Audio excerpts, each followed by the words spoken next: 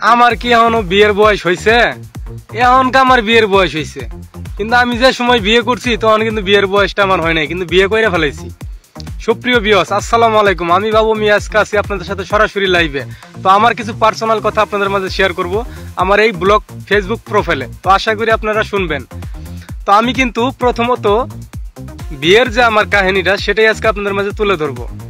তো আমি যে টাইমে বিয়ে করেছি সে টাইমে আমার বিয়ের বয়সও ছিল না, আর আমার বিয়ের বয়স হয়েও নাই, কিন্তু বিয়ের আমার ওরকম কোনো চাহিদাও ছিল না, কিন্তু বিয়ে করে ফেলেছি কিভাবে সেটি আজকে বলবো আপনাদের।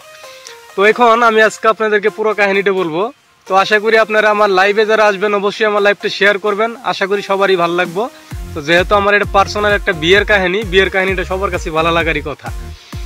তো আমি একটি মেয়ের সাথে রিলেশন করেছিলাম। তো মেয়ের সাথে রিলেশন বলতে কি, আসলে আমাদের মধ্যবিত্ত যে সন্তানগুলো রয়েছে তাদের রিলেশন আর কি হয় সেটা আপনারা অনুমানই করতে পারেন।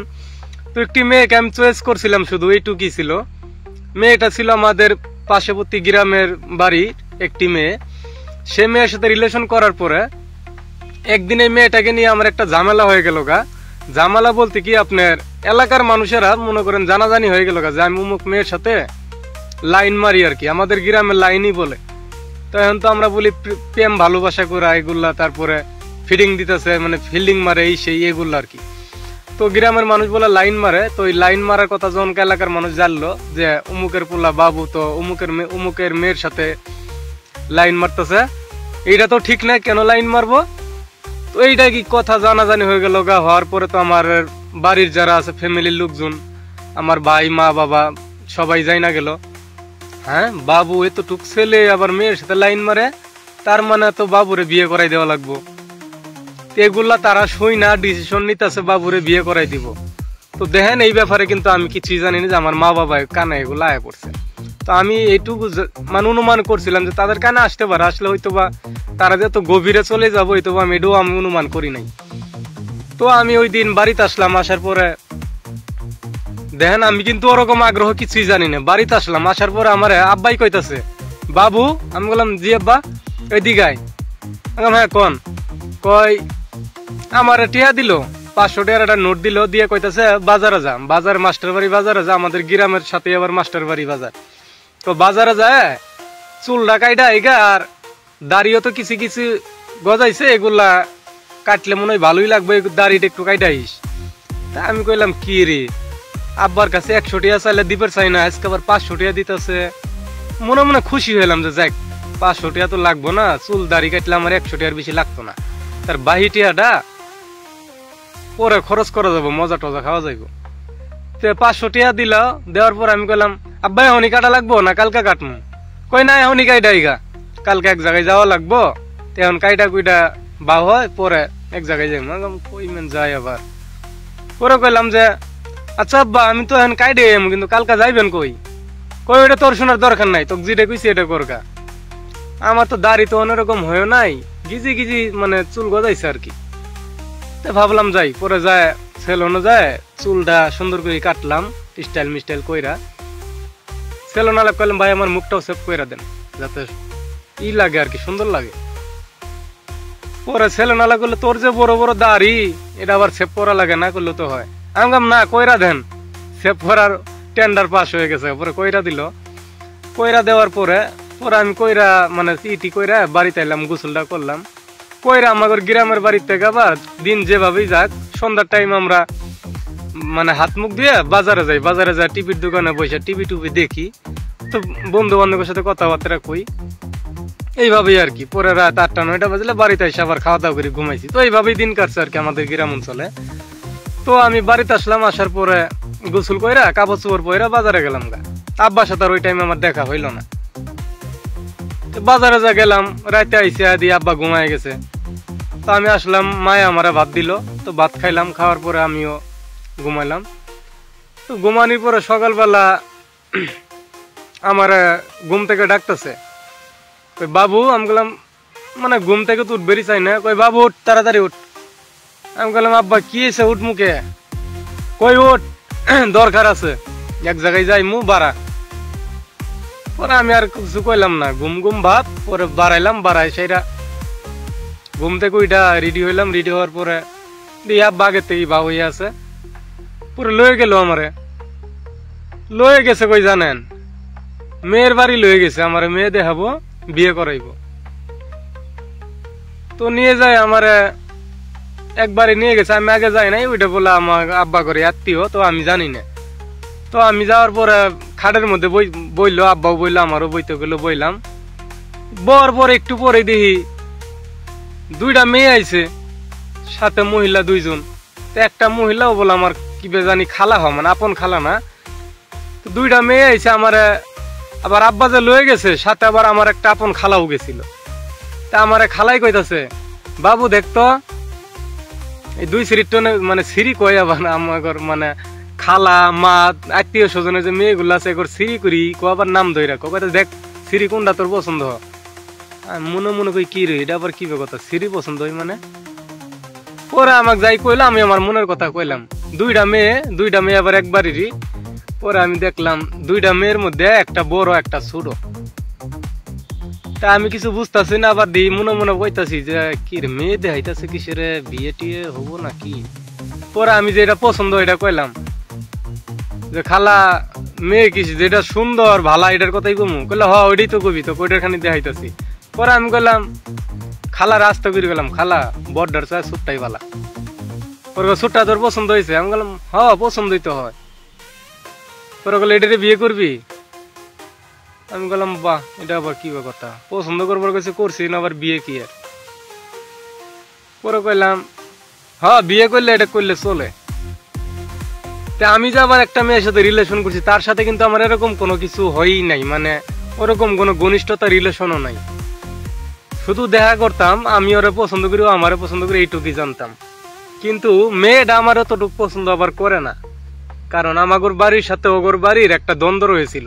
এই জন্য এই দ্বন্দ্বের জন্য আমার মা বাবারাও চাই না যে ওদের সাথে কোনো সম্পর্ক হোক। তা আমার পছন্দের কথা কইলো, পরে আমি কইলাম এইটা, পরে কইলে এটারে বিয়ে করবে। আমি বললাম হ বিয়ে করলে এটারে করা যাইব। আসলে কিন্তু আমি আগে একটা জিনিস টার্গেট করছিলাম যে এত সুন্দর সুন্দর মেয়ে আমাগর গ্রামে, আবার যাই হোক মানে মেয়ে ছেলে অল্প বয়সে বিয়ে শাদী হয়ে যায়, গ্রাম অঞ্চল তো গার্জিয়ান এলাও মানে অল্প বয়সে বিয়ে শাদী দিয়ে দেয়। তা আমি চিন্তা করলাম আমাগর গ্রামে মানে এই যে ঘটনাগুলো বলতেছি এগুলার আগের ঘটনা আর কি, আমি যা মনে মনে ভাবছিলাম আর কি। তো অন্যরকম আমি বুঝিও না, তা মনে মনে কি রে গ্রামের যে ছোট ছোট মেয়ে বিয়ে দিতেছে, সুন্দর সুন্দর মেয়ে তো সব শেষ হয়ে যাইতেছে গা। পরে কি আমি আর যখন বিয়ে করবো তখন গেলে মেয়ে পাওয়া যাবো, আরো সব তো মেয়ে শেষই হয়ে গেল গা। আমি জানি না যে যেদিন আইতেছে সামনে আরো সুন্দর সুন্দর মেয়েও পাওয়া যাবো, বিয়ে শাদী পরে করলেও চলবো। আমি কইলাম পরে আমি বিয়ে করলে তো মেয়ে বাগে পাবো না, সব মেয়ে তো বিয়ে হয়ে যাইতেছে গা। পরে যখন মেয়ে দেখাইলো তখনকে আমি মানে কইলাম যে যদি বিয়ে করায় দে তা কইরেই ফেলাই, পরে আবার মেয়েটে পাম না। পরে আমি পছন্দ করলাম, জি গাইলো আমার পছন্দ হয়েছে, আমি বললাম হরম থেকে আয়া পড়লাম।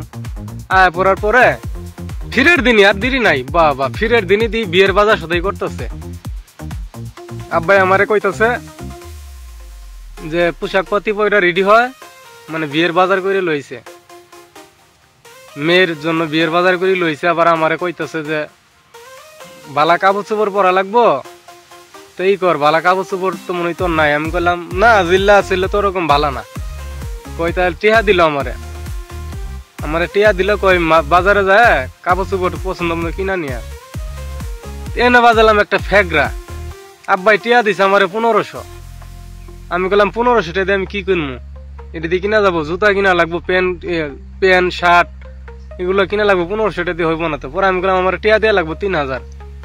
আব্বাই কয় 1500 টাকা এক টিহাও দিব না। আমি বললাম টিহা যদি 3000 না দেও আমি বিয়ে করতাম না। কই বিয়ে করবি না? আমি বললাম না। কই বিয়ে করবি না, বাজার আমরাও করছি, ওরাও বিয়ের আয়োজন করছি, বিয়ে করবি না কইলে হোক, আগে কোয়া পাইলি না। আমি আগে কি কমু, বিয়ে গিয়ে আমি কইছি তোমরা করমু, তোমরা করাই দিতেছো, আমি না করলাম না তো করমু, আমার যেটা লাগবে এটা দাও। হ্যাঁ আব্বা টিহা দিব না। পরে আমিও বিয়ে করবো না। মহা বিপদ তো পড়ছে না আব্বা আম্মা কইতেছে দেখতো তোর পোলার কথা, বিয়ের বাজার করা শেষ দুনোবারই এখন বিয়ে করবো না। তা আম্মাই আমার কথা কে রে বাবু এলে কি শুনি? আমি বললাম কি আবার আব্বার কাছে আমি টিয়া চাই, টিয়া দিব না, আবার বিয়ে করাবো, বিয়ে আমি করবো না, দিয়ে কাক করাবো করে কে। পরে লাস্টে কুসুর মুসুর করতে করতে আব্বা আমাকে 3000 দিল, কলে যা কি কিনবি কিনা নিয়া। পরে মার্কেটে গেলাম, যে আমার পছন্দ মতো শার্ট প্যান্ট এসব কিনলাম, জুতা কিনলাম, কিনাইলাম। আবার পরে ওরা বিয়ের বাজার করছে, আমার ওই যে পাঞ্জাবি টাঞ্জাবি এগুলা দিল। কিন্তু আমার যে কাপড় চোপড় বর্তমানে ওই টাইমে ছিল, ওই কাপড় চোপড় গুলা আমার মানে এমনি পয়রা টয়রা ঘুরছি, কিন্তু কোনো জায়গায় যাওয়ার মতো বেড়াবের মতো নতুন কাপড় চোপড় আমার ওই টাইমে আসছিল না। মানে তুইলা থোয়ার ধনী মানুষ করে থাকে না, জালমারি তুইলা থো নতুন নতুন ড্রেস, তা আমার তো ওইগুলা ছিল না আর কি। যেগুলো আসলে এগুলাই পরছি, এগুলাই মানে প্রতিদিন পরছি আর কি। তো ওই কাপড়গুলো কিনা নিয়ে রাখলাম। পরে আমার পাঞ্জাবি আর ওই যে পায়জামা এগুলা দিল, বিয়ের যে পোশাক গুলা এগুলা দেওয়ার পরে আমার সাজায় নিয়ে গেল, বিয়ে করে এলো। বিয়ে করানোর পরে মেয়ে দেখলাম না, মেয়ে যখন দেখছিলাম বিয়ের সময়, তখন মোটামুটি মানে যে আমার আগে দেখাইছে তখন মোটামুটি চলে। মেয়ের গায়ের রংটা একটু শ্যামা, কিন্তু মেয়ের ফেস কাটিং ভালা। তা আমি বোন তো ওরা দুইটা, তা আমি কইলাম মনে মনে বিয়ে মেন কোনটা রাতি করা আল্লাহ জানে, কইছি তো পছন্দ ওইটাই হয়। পরে আমি এটা দুনামুনা করতেছি, এমনকা ওরাও তো কইছে, আবার আলাপ করছিল ওরা বড্ডারে দিয়েই, আব্বাগোর সাথে আগেই কথা কইছিল, কিন্তু আমি জানি না। কিন্তু বড্ডার কথা খরত খরত কথা তো আমার ভাল লাগে না, বেড়া মানুষের না হালা। মেয়ে আবার বড্ডা কিন্তু এমনি সুন্দর, গায়ের রং ফর্সা, ফেস কাটিংও ভালো, কিন্তু ওর কণ্ঠর জন্য কথার কন্টেন্ট ভালো না, ওই জন্য আমি ছোট্টারে পছন্দ করি। ছোট্টার আবার কথা ভালো আছে। পরে বিয়ে করানোর সময় ওই আমি আগে তো বিয়ে করি নাই, জানিও না। বিয়ে করানোর সময় জনকা এটা কোন সময় জানি কাজীর সাথে কথাবার্তা কোয়ার শেষেই নাকি মেয়ে কার আমার একসাথে আয়না দেখাইছে। আয়নার মধ্যে দেখি যে মেয়ে আমার দেখাইছে ওই মেয়েই আছে, কিন্তু মেয়ের চেহারা অনেক ডিফারেন্স হয়ে গেছে। আমি বললাম কে রে, কালকা দেখে গেলাম মেয়ে তো সুন্দর, এখন আবার এমন কে? পুরো মনে মনে কথা থাকে, যেটাই হোক কিছুই কোয়া যাবো না, এনকা সবকিছু হয়ে গেছে। কই লাভ বাবা আমারে আস্ত রাখতো না। 3000 দিছে, অতি বাজার মার্কেট করছে, আবার এটি বা বিয়ের বাজার খরচ করছে। যাই হোক কপালে যেটা আছে এটাই হবো, কিছু কোয়া যাইব না। পরে আমি আরাও করি না, ও চিনা বাড়ি উনার কি কম। মেয়ের আর আমার আয়না দিয়ে মুখ দেখাইতেছে, আমি দেখলাম, দেখা মনে মনে কইলাম এটাই মেয়ে। কাল দেখলাম কত সুন্দর, দেখে আমি আর কথা কইলাম না। পরে যাই হোক দেখেন একটা কথা হইল, ওই টাইমে আমার বিয়ে করার এক ইচ্ছা ছিল না, আর এক আমার বিয়ে করার মতো কোনো বয়সও ছিল না। যখন আমি বিয়ে করছি তখন আমার বয়স ছিল 16, আর এখন আমার বয়স চলতেছে আনিঙ্গে 24, 24 না 27 বছর। 27 আর তখন ছিল 16, তাহলে কত বছর? মানে এটা তো সালের হিসেব করলাম না, মানে তখন আমার বিয়ের সময় বয়স ছিল 16-র মতো হইতে পারে, কিন্তু আমার এখন বর্তমানে বয়স 27। কিন্তু আমি বিয়ে করছি 2013 সাল 7 মাস 19 তারিখে, ডেটটা আমার মনে আছে। 2013 7 মাস 19 তারিখে রাত 2টা বাজে বিয়ে করে আমি আমার বাড়িতে নিয়ে আইছি মেয়েরে। বিয়ে কইরা নিয়ে বললাম, তো নিয়ে আনির পরে আমার মানে আমি তো বিয়ে করছিলাম একটাই কইরা, যে আমি তো অনকা ছোট থাকতে টিফিন নেশা ছিল, সিনেমা টিনেমা দেখছি, মাঝে মধ্যে সিনেমা দেখে আইসি, আইডিয়া আব্বারা দিয়ে টের মেরা ঘুমাই গেছে। তো অনকা আমার খুব খারাপ লাগছে, আমি মাঝে মধ্যে দিয়ে টুকা দিছি, আব্বা মাঝে মধ্যে দেরি করে দিয়ে খুলছে, রাগারাগি করছে, গালাগালি করছে, আজকে বাইরেই থাক। আমার কাছে ওরা আজ ভাত দিবি না, এই সেই এরকম অনেক কাহিনী হয়েছে আর কি। তা আমি চিন্তা করলাম বিয়ে করলে পরে একটা জিনিস সুবিধা হবো, আব্বারা দিয়ের মারি ঘুমাইলো, আমার বউ কিন্তু দিয়ের মারি ঘুমাইতো না, আমার জন্য অপেক্ষা করব, অথবা দিয়ের খোলা রেখা অপেক্ষা করবো, আমি টুকা দেওয়ার সাথে দরজা খুলা দিব। যাই হোক সুবিধা হবো এইদিকে, আব্বার কথা আর শোনা লাগবো না। তো এগুলো অনেক দিক দিয়ে বিবেচনা করে চিন্তা করলাম যে বিয়ে করলেই ভালো হইব, পরে করলাম। তা আমি যে বিয়ে করছি, আমার সাথে যে মেয়েটা রিলেশন ছিল, তার কিন্তু এই ব্যাপারে কোনো একটা ইয়া নাই, আগ্রহ চাহিদা কিচ্ছু নাই। আমি যে বিয়ে করছি, আমি যে তারে পছন্দ করি, আমি কিন্তু বেশি পছন্দ করি, হ্যাঁ, কিন্তু আমার ওরকম পছন্দ করে না। তো যাই হোক আমি বিয়ে করছি, তার কোনো ওরকম ইয়া নাই। হ্যাঁ, ইচ্ছা হয়তো আসছিল আমার চেয়ে ভালো কোনো পোলারে বিয়ে করার এইখানে, তা আমারও করায় ফেলাইছে, আমার আর কোনো ই নাই। তবে মনে মনে একটা ইয়া ছিল, আমার দুঃখ ছিল যে একটা মেয়েরে পছন্দ করলাম, ওইটারে করাইলো না, আব্বা আম্মারা করাইলো হেগর কোন বাইতিওর মেয়েরে। যাই হোক করাইছে, পরে বিয়ে করলাম। করার পরে মেয়েটা আমার কাছে মানে তেমন আমার কাছে আমার মন মতো সুন্দর না, গায়ের রং শ্যামা। আমার ইচ্ছা ছিল ফর্সা একটা মেয়েরে বিয়ে করবো, অনেক সুন্দরী থাকবো। কিন্তু আসলে কপালে মানুষের যা থাকে তাই হয়। বিয়ে করার পরে চিন্তা করলাম যে এই মেয়ের সাথে সম্পর্ক বেশি দিন রাখা যাইতো না। যাই হোক কিছুদিন যাই পরে হয়তো বা কম যে আমার এই মেয়ে চলবো না, এটা চেঞ্জ করে দেও, আর একটা বিয়ে করাইতো, এরকম ডিসিশন নিয়েছিলাম। কিন্তু আস্তে আস্তে আমি একটা জিনিস খেয়াল করলাম, যেহেতু দিন যাইতেছে বিয়ের পর আস্তে আস্তে আস্তে আস্তে আমার স্ত্রীর সাথে আমার সম্পর্ক ঘনিষ্ঠ হয়ে যাইতেছে গা। এর প্রতি আমার আন্তরিক মহব্বত ভালোবাসা অনেক বাড়তেছে। তা আমি মনে মনে করতেছি, চিন্তা করছিলাম এরা আমি বাদ দিয়ে দিমু, বাদ দিয়ে আর একটা পছন্দ মতো সুন্দরী চাই একটা বিয়ে করুন। তে বুকুরি মহব্বত হলে কেমনে বাদ দিম। পরে দিই বছর খানিক আমি ভাবছিলাম বছর খানিক রাইখা আমি এটা বাদ দিয়ে দিম। পরে দিই না, বছর খানিক পরে এর সাথে এমন সম্পর্ক হয়ে গেছে, এখন আর বাদ দিয়া তো প্রশ্নই উঠে না। এমন আল্লাহর কাছে কই, আল্লাহ যতদিন বাইসা আছে ততদিন এই মেয়ের সাথে আমার যেন ওই দুনিয়ার মধ্যে বসবাস করতে পারি, সংসার করতে পারি। কারণ মেয়েটার গায়ের রং শ্যামা হইতে পারে, তার মনটাই তো ভালো, যে এরকম মন পৃথিবীর মধ্যে আমি কোনো মেয়ের কাছে আছে কিনা আমার জানা নাই আর কি। তার মন ভালো, তার স্বভাব ভালো, তার অনেক গুণে সে আর কি পারদর্শী, যেগুলার জন্য একটা মেয়ে ভালোর যে দিকটা আছে সে প্রত্যেকটা দিকে সে ভালো আছে আর কি। তবে একটা দিকেই তারা শুধু নিম আছে, তাদের যে ফ্যামিলি, তাদের বাপের বাড়ি অর্থ দিকে আর কি তারা একটু আমাদের চেয়ে একটু নিম। আর তাছাড়া হয়েছে কি তারা আর কি গরিব আর কি, আমাদের চেয়েও বেশি, এই দিকেই তারা শুধু একটু নিম। কিন্তু মেয়েটা এমনিতেই অনেক দিকেই আর কি ভালো। তবে এই জন্য আমি চিন্তা করলাম যে তো ভালো মেয়ে দুনিয়াতে পাওয়া যাবে না, হয়তো বা সুন্দরী পাইম, কিন্তু ওর মতো মন মানসিকতা পাইতাম না। আর ওর মতো মন মানসিকতা যদি না পাই, এরকম অন্য কোনো মেয়ের সাথে সংসার করা সম্ভব হবো না। তারপরে কইলাম জানলা না, আর অন্য বিয়ের দরকার নাই। হ্যাঁ, যদি বিয়ে আমি করিও, কিন্তু আমার বউ এটাই থাকবো এক নম্বরের মধ্যে 1। পরে যেগুলা যদি করবো এগুলা থাকবো 2 নম্বর সিরিয়ালে, কিন্তু বউ আমার এটা থাকবেই। আমি এটা মনে মনে পরে ডিসিশন নিলাম যে যদি বিয়ে করিও আমার এই বউ থাকবেই, কারণ এরকম বউ পৃথিবীর মধ্যে আর পাওয়া যাইব না। এই ডিসিশন নিয়ে তারপরে এইভাবেই চলতেছে।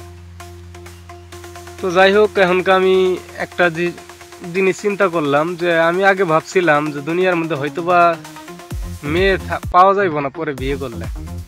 সব মেয়ে দেখলাম গ্রামে, যা আমাদের গ্রামে যে মেয়েগুলা ছিল তাদের বিয়ে দিয়ে দিতেছে, আর কি মেয়ে পাওয়া যাবো। ইতি যে পুরাটা পৃথিবীর মধ্যে কোটি কোটি মেয়ে, এখন যত দিন যাইতেছে তত দেখছো এর মধ্যে সুন্দর সুন্দর মেয়ে বাসে। পরে কইলাম হাইরে দিন যাদি মেয়ে আরো সুন্দর সুন্দর বেশি হইতেছে। আর আগে আমি কি ভাবছি যে মেয়ে পাওয়াই যাব না। তো আমার যাই হোক তখন বুঝকালে যে ভাবনা ছিল ওইটাই আছে ভাবছিলাম। এখনকার কি আগের মতো ভাবা চিন্তা নাই। তো যাই হোক এখনকার কি আগের মতো ভাবি না, আর এখনকার যাই হোক ভাইবা কোনো লাভও নাই। আর এখনকার আমি যারে নিয়ে আছি তার নিয়ে আমি আল্লাহর কাছে শুকরিয়া, আমার আর বিয়ে শাদীর ইচ্ছা নাই। তবে আল্লাহর কাছে একটাই চাওয়া, তারে নিয়ে যেন সুখে শান্তিতে বসবাস করতে পারি। তো বন্ধুরা, আপনাদের কাছে আজকে আমি এই আমার বিয়ের গল্পটা করলাম। তবে এখানে আরেকটি কথা হচ্ছে, আমি যখন বিয়ে করেছিলাম তখন প্রথম থেকেই আমার অনেক কষ্টের মুখে দিন পাড়ি দেওয়ার লাগছে। যে কষ্ট আমার মানে এখনো আমাকে ছাড়ে নাই। তবে আসলে আমি একটা জিনিস যতটুকু বুঝলাম, সুখের সংসারে অনেক পরীক্ষা, দুঃখ, কষ্টের মাধ্যমেই সংসারটা পরিচালনা হয়। এটা আমি বিয়ে করার পর আস্তে আস্তে দেখতেছি। যত চাচ্ছি তাকে নিয়ে আমি সুখে শান্তিতে যেন দিন পাড়ি দিতে পারি, তত তাকে নিয়ে আমার দুঃখের দিনগুলোই পাড়ি দেওয়া লাগতেছে। তবে যত দুঃখের দিনই আসুক তাকে আমি ছাড়তাম না, এটা কথা ডিসিশন নিয়ে হালাইছি। আল্লাহর কাছে কয়ে দিছি যে আমি একে নিয়ে বাঁচবো। দিন যত কষ্টের হোক, এটা আমি যুদ্ধ করে এই দিনটা পাড়ি দেওয়ার চেষ্টাই করতেছি। এইভাবে আল্লাহ যতদিন পরীক্ষা নিব নেক, সেই পরীক্ষার মধ্যে আশা করি আপনাদের দোয়াই আমি পাশ করব। তো আপনারা দোয়া করবেন আমি যেন আমার স্ত্রীকে নিয়ে, আমার একটা মেয়ে রয়েছে, মেয়ের বয়স এখনকার 7-এর কাছাকাছি। 7 বছর হইতে কয়েক মাস বাকি আছে। আপনাদের দোয়ায় আল্লাহর রহমতে আমার একটা মেয়ে হয়েছে অনেক ভালো। মেয়েটাকে মাদ্রাসাতে লেখাপড়া করাইতেছি। এখনকার দেখা গেছে অন্য কোনো চিন্তা ভাবনা নাই। দোয়া করবেন আমি যেন আমার এই দুঃখের দিনগুলো শেষ হয়ে সুখের দিনের মুখ দেখতে পারি, আর যেন আমি এভাবেই বাঁচতে পারি। তো আপনারা আমার জন্য দোয়া করবেন। আমার যে বিয়ের কাহিনীটা সেটাই আপনাদের আজকে বললাম। তো ভালো লাগলে অবশ্যই আমার এই ভিডিওটা শেয়ার করে দিবেন, যেন সবাই আমি বাবুর বিয়ের কাহিনীটা শুনতে পারে। আর যেন কেউ, আর একটি কথা বলে নিচ্ছি, যেন কেউ অল্প বয়সে বিয়ে শাদী না করে। কারণ অল্প বয়সে বিয়ে শাদী করাটা আসলেই ঠিক না। কারণ বিয়ে জিনিসটা হলো প্রাপ্ত বয়স্কর মানুষদের জন্যই, ছেলে মেয়েদের জন্য। অবুঝকালে বিয়ে শাদী হয় তখনকার তাদের বুঝতে আলাদা, পরে যখন বুঝমান সঠিক বয়সটা হয় তখনকার তাদের বুঝ হয় আলাদা। ওতে বলবো বয়সে গার্জেনে করে বিয়ে শাদী করানো ঠিক না। পোলাপানদের যত কষ্টই হোক, নিয়মিত বয়স যেটা হওয়ার প্রয়োজন সেই বয়স হলে তাদের বিয়ে শাদী দিব, তাহলে সব দিকেই শান্তির মুখ দেখা যাব। তবে যাদের অল্প বয়সে বিয়ে শাদী দিয়ে দিছে তারা দেখা গেছে এক সময় বুঝছে, হয়তো বা এর ভিতরে কারো সংসার টিকে নাই, সারাসারি হয়েছে, কারো টিকছে। তো অল্প বয়সে বিয়ে শাদী না দেওয়াই ভালো। এটা সবাই চেষ্টা করবেন যেন অল্প বয়সে কেউ বিয়ে শাদী না দেয়। প্রাপ্ত বয়স হলে বিয়ে শাদী দিব, তাহলে ছেলে মেয়ে দুজনই নিজের ভালো মন্দ বুঝতে পারবো, নিজের সিদ্ধান্ত নিজে করতে পারবো। তো এইটাই আর কি। তো আপনারা সবাই ভালো থাকবেন। আমি আজকে আমার লাইভটা শেষ করে দিচ্ছি। আমার জন্য দোয়া করবেন, আমি আপনাদের জন্য দোয়া করি যেন আপনারা ভালোভাবে থাকতে পারেন। তো আপনাদের কাছে একটাই রিকোয়েস্ট, লাইভটা ভালো লাগলে অবশ্যই আপনারা লাইভটা শেয়ার করে দিবেন। সেই পর্যন্ত ভালো থাকবেন, সুস্থ থাকবেন, নিজের প্রতি খেয়াল রাখবেন। ধন্যবাদ।